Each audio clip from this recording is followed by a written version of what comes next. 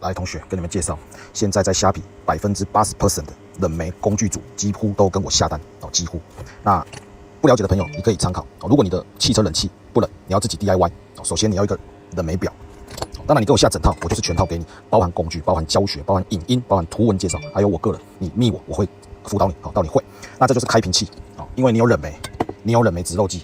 你需要开瓶器，那我们这是亚洲规格，也就是口径比较大哦。现在有 R134A 跟 R22的，我们这是 R134A 的，R134A 就是欧盟认证的，哦，它挥发出来的气体是空气，它不会危害我们的生活。好，那这就是大口径的开瓶器，那这是专用的，还有惯用的开瓶器。当然我的套组里面有两者都有。好，那再来你要有一个快速接头，这是接我们汽车冷气哦低压管接口的快速接头。当然你要冷媒管哦，这是防爆管，这是防爆管，我们也有透明管，都可以自由选择。这样一整组的搭配，好，我全都有。到我的卖场逛看看，朵尼迪恩，虾皮搜寻朵尼迪恩。不了解、不懂的朋友，有兴趣，你需要你就聊聊我，好不好？到虾皮聊聊我也可以。